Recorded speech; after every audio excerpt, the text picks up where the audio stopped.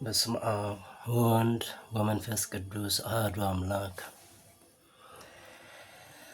ነፍስ ሁሉ በበላይ ላሉት ባለስልጣኖች ይገዛ፣ ከእግዚአብሔር ካልተገኘ በቀር ስልጣን የለምና።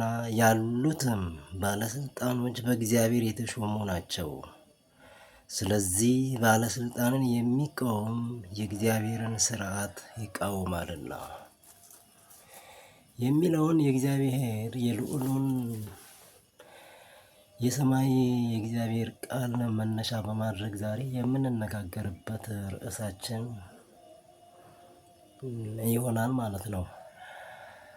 እንግዲህ እግዚአብሔር አምላክ እኔ በምድር ላይ ስልጣንን፣ ንግስናን፣ መንግስትነትን ካልሰጠሁኝ በቀር በምድር ላይ ስልጣን የለም፣ በምድር ላይ ንጉሥ የለም፣ በምድር ላይ መንግስታት የለም ካለ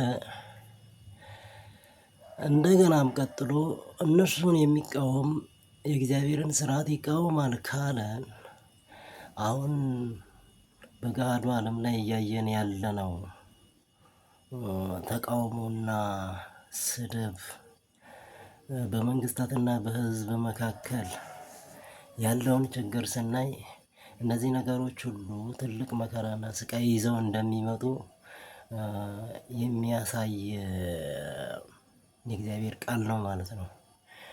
ምክንያቱም የእግዚአብሔርን ቃል መንግስታትን የሚቃወም፣ ነገስታትን የሚቃወም፣ ባለስልጣንን የሚቃወም የእግዚአብሔርን ስርዓት ይቃወማል ካለን እየተቃወምን ያለነው እነዚህን መንግስታትን አይደለም፣ ነገስታትንም ብቻ አይደለም፣ ባለስልጣናትን ብቻ አይደለም፣ እግዚአብሔር አምላካችንንም ጭምር ነው የምንቃወመው ማለት ነው።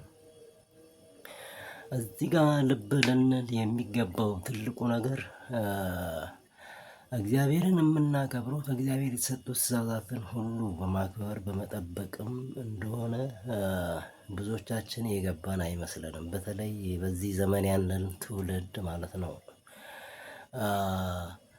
ስለዚህ በተለይ አፍሪካውያን የዚህ መከራ፣ የዚህ ስቃይ፣ የዚህ ችግር ገፈት ቀማሾች በመሆን የመጀመሪያዎቹ ነን።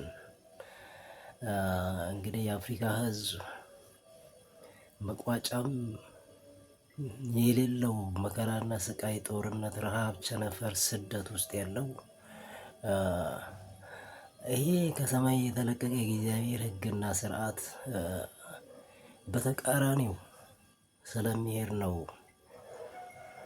ብለን በድፍረት መናገር እንችላለን። ከእግዚአብሔር ቃል አንጻር ማለት የራሳችን ወይንም የራሴ ሀሳብ አይደለም፣ የእግዚአብሔር ቃል ነው፣ ቀደም ሲል እንዳነበብኩላችሁ ማለት ነው።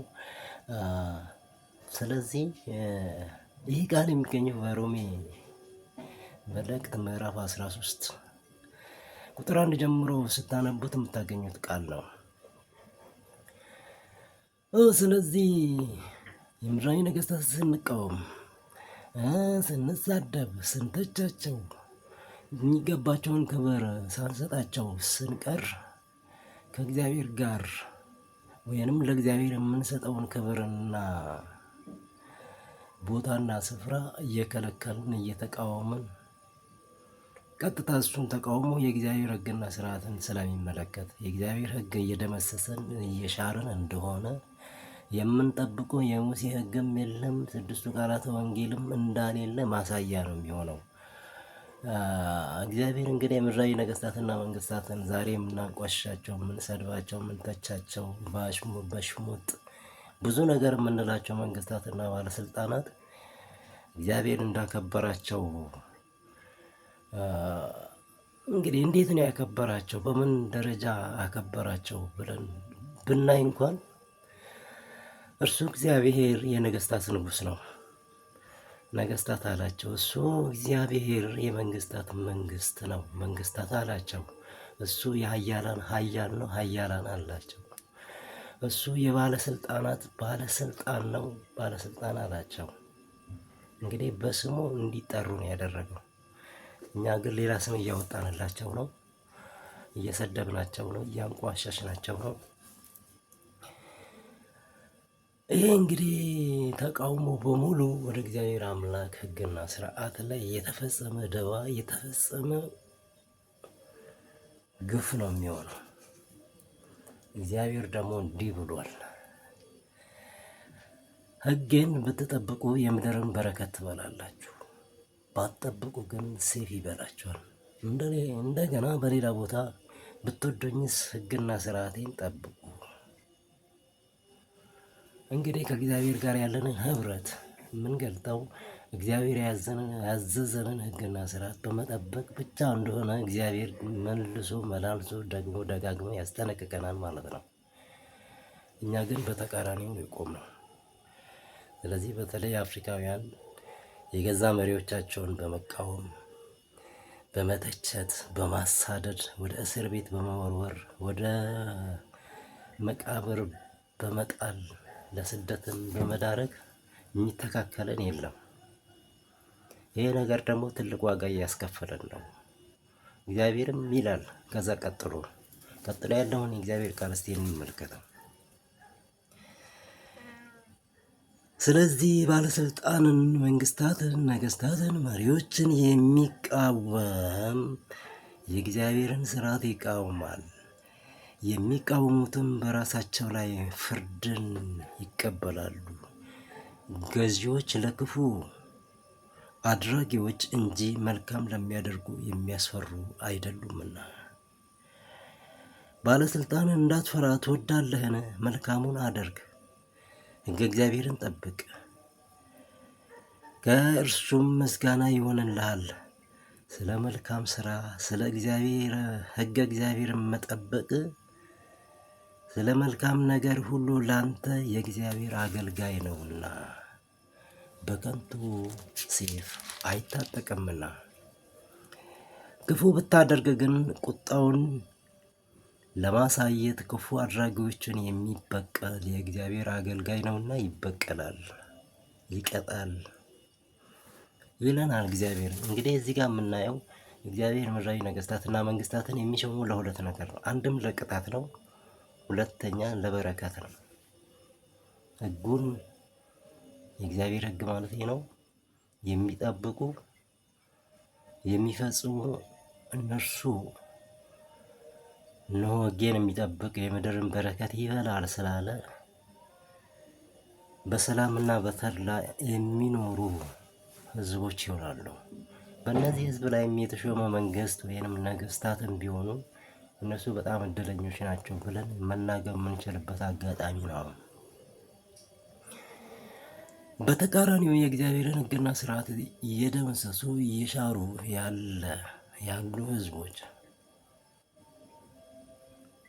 ምድራዊ ነገስታትና መንግስታት እግዚአብሔር ይህን በንስሐም አልተመለሱም፣ ኃጢአት ከመስራትም ራሳቸውን አላቀቡምና እግዚአብሔር እነዚህ ምድራዊ ነገስታትና መንግስታትን እንደ መቅጫ በትር ይጠቀምባቸዋል። እነርሱ መሪዎች የሰው ልጆች ናቸው፣ ሰብአዊ ፍጡር ናቸው። በጎ ደጉን ነገር ያስባሉ። ለሀገር፣ ለምድራቸው፣ ለህዝባቸው ጥሩ ፕሮጀክቶችን፣ ጥሩ ልማት መንገዶችን፣ ብዙ እቅዶችን ያውጃሉ። ነገር ግን ያንን ነገር ደግሞ የእግዚአብሔር ፍቃድ ካልሆነ እግዚአብሔር ራሱ ያንን ነገር እንዳይፈጽሙ እንዳይሰሩ ይከለክላቸዋል። ምክንያቱም ያ ህዝቡ ከእግዚአብሔር ጋር ያለውን ግንኙነት አቋርጧል፣ ኃጢአት በመስራት ቀጥሏልና የኃጢአቱ ብድራት መከፈል አለበት። ስለዚህ እንደዚህ አይነት መንግስታትና ነገስታት እግዚአብሔር ጠላት እንዲነሱበት ያደርጋል። በዙሪያው መንግስቱን የሚነቀንቁ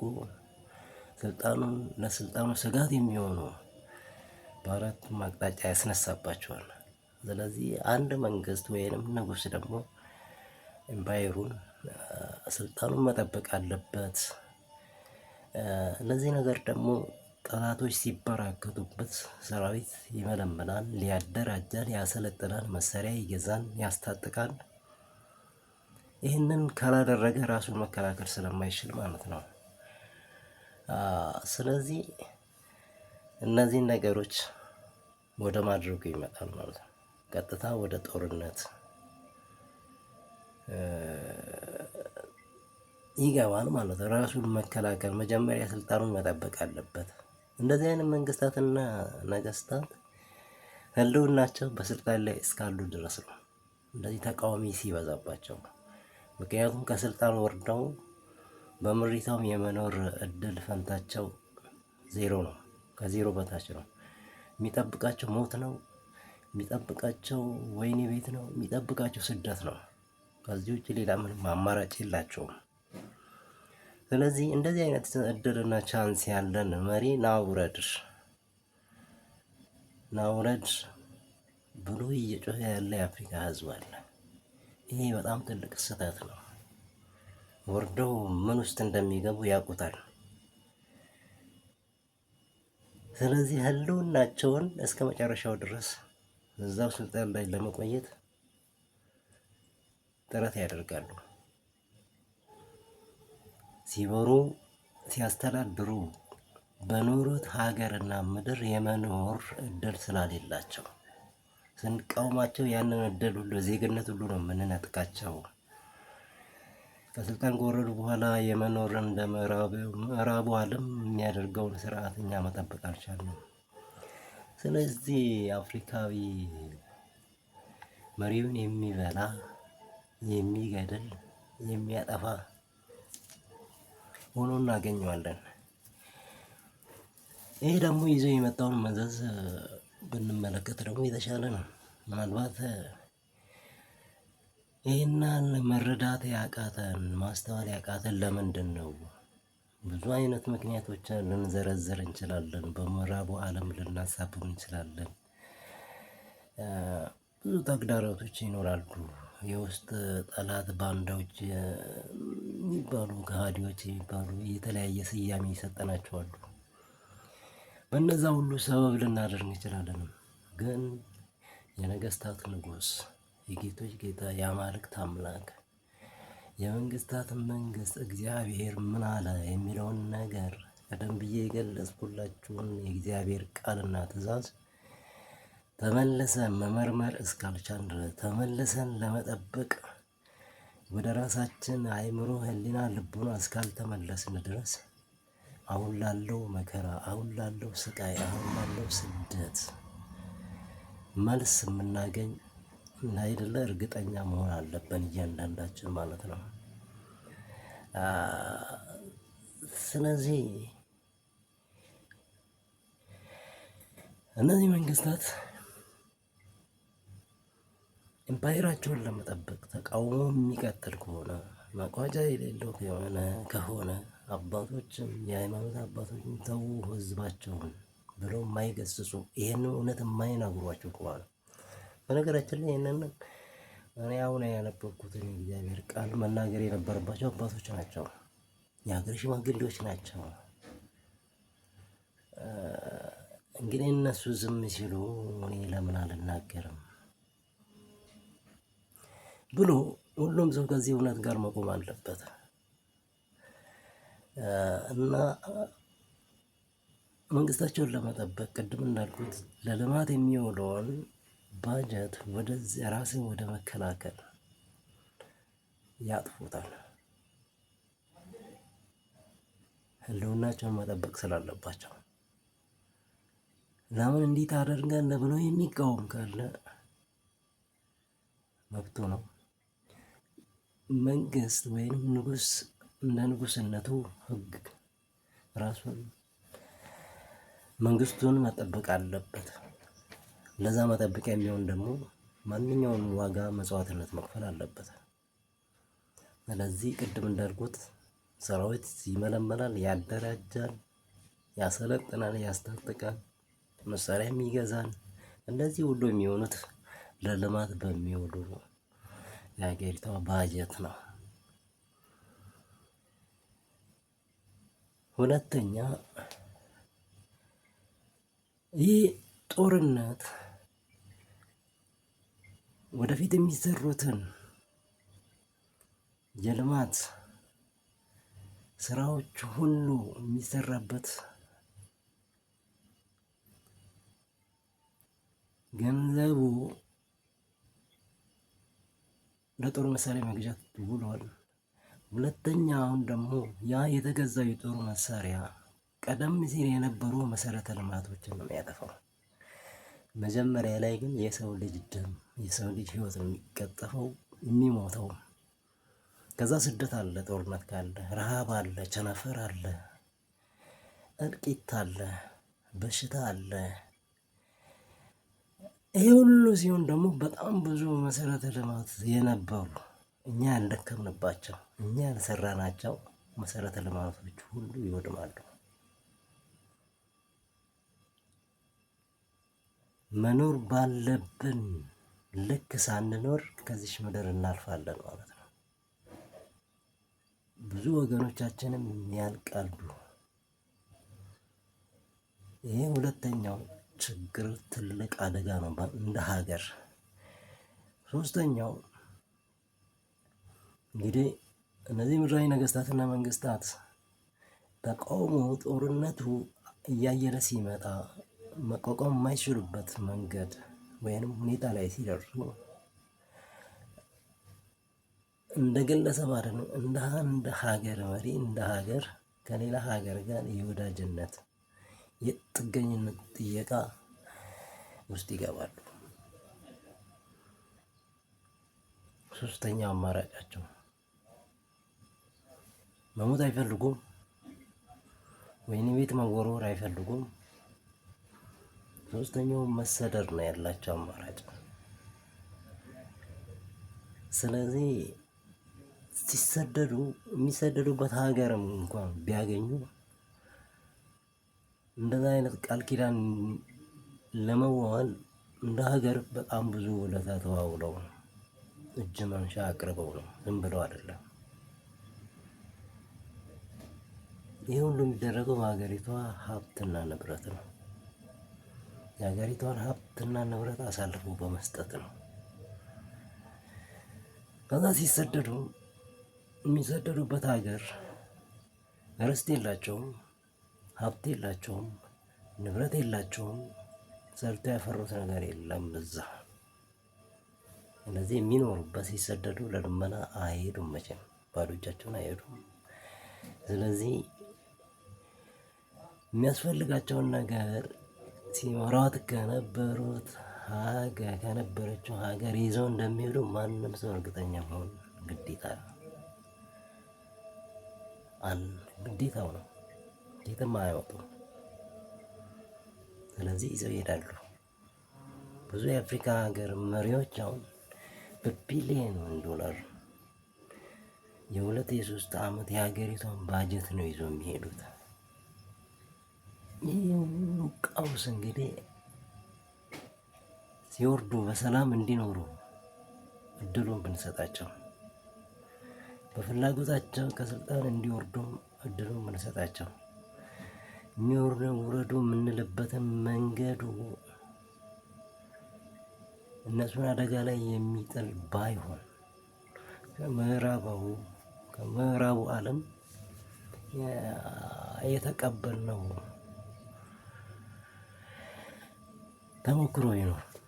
አሁን ምዕራቡ ዓለም በተለይ አሜሪካን አሁን ብንወስድ አንድ ፕሬዝዳንት በስልጣን ዘመኑ ምን ያደርግ ምን ከወረደ በኋላ ማንም የሚጠይቀው ሰው የለም። አሁን ፕሬዝዳንት ባይደን ለዩክሬን 300 ቢሊዮን ዶላር የሀገሪቷን እንግዲህ የህዝቡ የተሰበሰበ ብር ነው እዛ ሀገር ለጦርነት ሰጠ። ማንም የጠየቀው ሰው የለም። እንደዚህ አይነት ጥያቄ ቀጣይ ተሿሚ የመንግስት ባለስልጣን የሚጠይቅበት የህግ አግባብ የለም። ቢኖርም ነገ እኔ ነው። እነሱም ሲወርዱ ነገ ጠዋት የሚጠየቁበት ነገር ይኖራል። ስለዚህ በስልጣን ዘመናቸው የሀገሪቷን ክብር፣ ልዕልና፣ ኢኮኖሚ ነፃነቷን፣ ክብሯን ጠብቀው ለማሻገር በሄዱበት መንገድ ሁሉ ስህተቶች ሊኖሩ ይችላሉ አሉ። ስለዚህ ለሀገሪቷ የሚጠቅም መስሏቸው አደረጉ በሚለው ይታለፋል። እና ሌላም ምክንያት ይኖራቸዋል እነሱ። እኛ አፍሪካውያን ይህን ማድረግ እንዴት አቃተን ነው? እንዴት?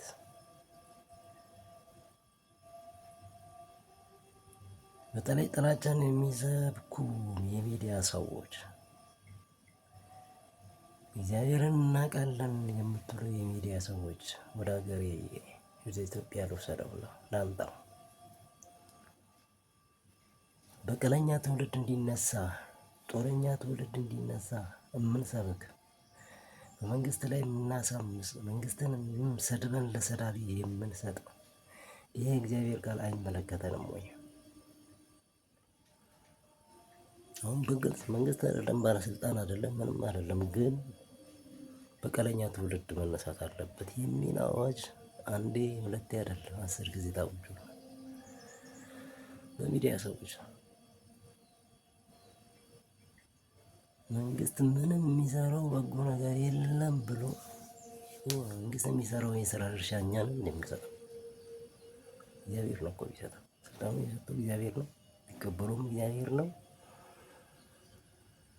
የሚሰራውንም ነገር የፈቀደለትን እንዲሰራ በእግዚአብሔር በኩል የሚከናወን ነገር ነው። በእግዚአብሔር በኩል ተለክቶ የተሰጠው ድርሻ አለ። ያንም እንኳን እኛ እሱ መንግስታት ራሱ ላያውቁ ይችላሉ። ነገ ላይ የሚሆነውን ነገር አያውቁትም።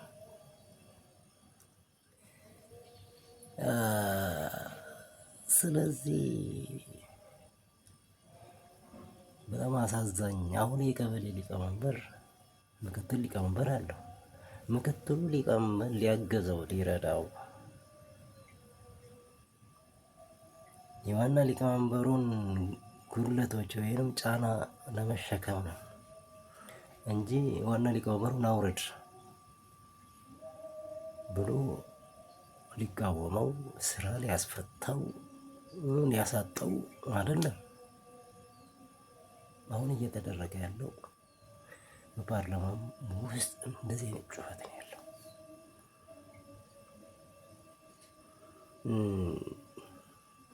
በነገራችን ላይ አንዳንድ ጊዜ በጣም የሚገርመኝ ነገር አንዳንድ ባለስልጣን እንግዲህ መንግስት ስንቃወም እያንዳንዳችን እንደምንወድቅ እንደምንዋረድ ለማሳየት የሚሆን ነገር ለመናገር ነው። አንዳንድ ባለስልጣን ወይም ካድሬ በህዝቡ ፊት ቀንደኛ የመንግስት ደጋፊ፣ ቀንደኛ መንግስት የሰጠውን የስራ ድርሻ በትጋት እንደሚወጣ አድርጎ ሲለፍፍ ውሎ ሊያድር ይችላል። በቤቱ ጣሪያ ስር ግን ከሚስቱ ጋር መንግስትን ሊያማ ይችላል። ይህን ሀሜት፣ ይህን ተቃውሞ የሀገሪቱ መንግስት አያውቀውም። የመንግስታት መንግስት እግዚአብሔር ግን ያውቀዋል፣ ይሰማል። ንጉሱ አያውቀውም። የነገስታት ንጉስ ግን ይሰማል፣ ያያል። ቅጣቱም ከላይ ከእግዚአብሔር ነው። አትቃወሙ ብሎ ነው። ስለዚህ አንዳንድ ባለስልጣናት በጣም በሚገርም ሁኔታ የሚደንቅ ሁኔታ ድንገት ካለው የስልጣን ከፍታ ማማ ወድቆ ሲፈጠፈጡ እናያቸዋለን። እንዲህ አይነት ልቦና ነው። በቤታቸው ጣሪያ ስር የሚቃወሙ፣ የሚተቹ፣ የሚሳደቡ የሰማይ አምላክ ፍርድ ነው።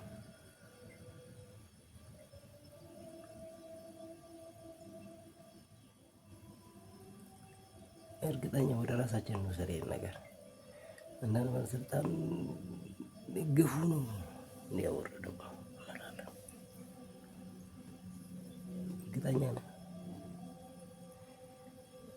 እርግጠኛ ነን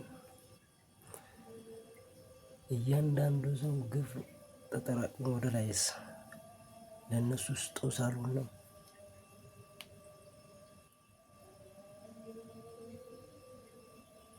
ስለዚህ በእነዚህ አይነት ሁኔታ የሚወርዱ መንግስታት ባለስልጣናት ህዝቡ በሚቃወሙበት ተቃውሞ የሚቃወሙ ናቸው። ህዝቡ በሚተቹበት ትችት የሚተቹ ናቸው። ህዝቡ በሚሳደብበት ስድብ የሚሳደቡ ናቸው። የልቡናው ስድብ ምናልባት ይሄ በቃል ተንፍሶ ከሆነ ለሚስቱ ነው፣ ለልጆች እንኳን አይናገርም።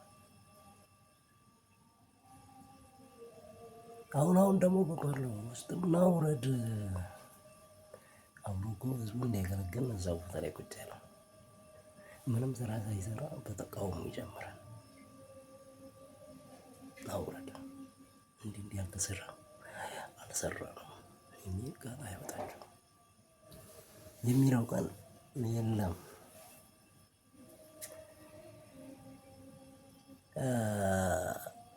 ስለዚህ መንግስትን በአፍ መቃወም፣ በስድብ በአሽሙር ክብራቸውን ማዋረድ፣ ከዚህም ከፍ ሲል ደግሞ መሳሪያ መታጠቅ በነገራችን ላይ ከመንግስት ፈቃድ ውጪ አይቻልም።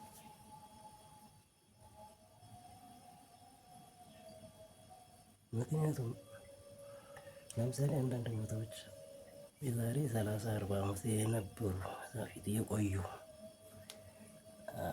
አሉ።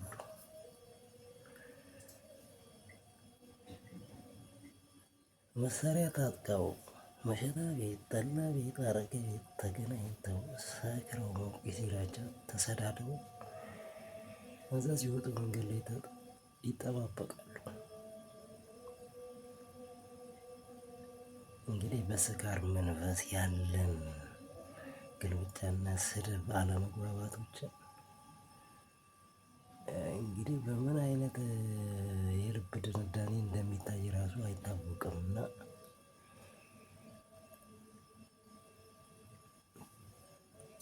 በዛ መጠፋፋት መገዳደል አለ። እዛ አካባቢ ብዙ ጊዜ እንደውም እንደዚህ አይነት ቦታዎች ላይ ለልጆቻቸው እንደምላሽ የሚል ስም ራሱ ያወጣሉ። እነዛ ልጆች ሲያድጉ እንግዲህ በቀል የሰይጣን ባህሪ ነው፣ የሰይጣን ስራ ነው።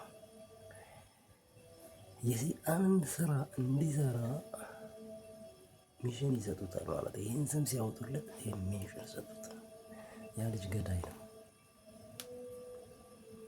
አጥፊ ነው። የሚያድገው የፈሰሰው ደም የወንድሙን ከሆነ የአባቱን ከሆነ ለመግደል መልሶ ደም ለማፍሰስ ነው።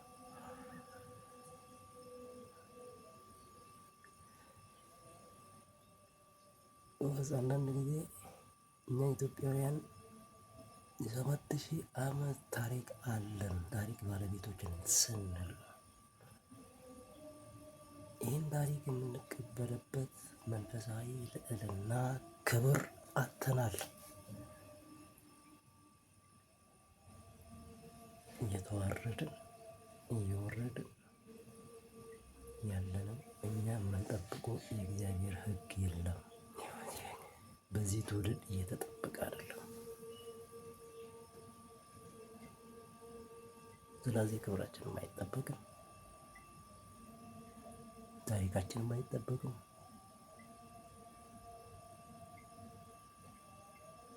ሕዝበ እስራኤላውያን ሕገ እግዚአብሔርን ሲያፈርሱ እግዚአብሔር ከጎረቤት ነገስታትን መንግስታትን አስነስቶ ዱቄት ያደርጋቸዋል።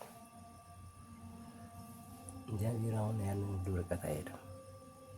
እዚህ እርስ በርሳችን ዱቄት ምድር ወንድምህን እንደራስህ ውደድ የሚለው እግዚአብሔር ቃል ሕግ ተሽሯል እና እያንዳንዳችን ልቡና ውስጥ የለም ይሄ ሕግ፣ አይከበርም ይሄ ሕግ።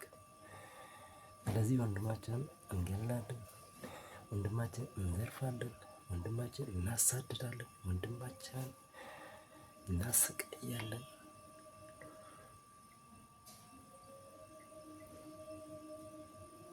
የእርም እንጀራ እየበላን የምንኖር ትውልድ ተነስቷል። ብታምኑ ባታምኑ ከዚህ ውስጥ ደግሞ እግዚአብሔር መንጭቆ እንዲያወጣን በንስሐ ካልተመለስን ዋጋ እንዳሌለ ተስፋ እንዳሌለ እወቁ። ለእውነት ቆመን ለእውነት ካልኖርን እግዚአብሔር እውነት ነው፣ እዚህ ዋጋ የለንም። ካልተመለስን ዋጋ የለንም። ማንም የሚታደገን ኃይል አይመጣም። ኃጢአትን ትተን መተው እንዴት አቃተን? መኖር እንፈልጋለን፣ ኃጢአትን ግን መተው አንፈልግም። በጥልና በደስታ መኖር እንፈልጋለን፣ ግን አንድ ሰው ኃጢአት ሲሰራ ሰይፍ ሆይ ቶሎ ና፣ ብጥብጥ ሆይ ቶሎ ና፣ ስደት ሆይ ቶሎ ና፣ በሽታ ሆይ ቶሎ ና፣ ረሃብ ሆይ ቶሎ ና እያልን እንደሆነ ይገባችኋል። የኃጢአት ጥሪ እኮ መከራ ነው። የኃጢአት ፉጨት ረሃብ ነው። ረሃብና ነው። ረሃብን ወደኛ እንዲመጣ ጥቅሻ ነው።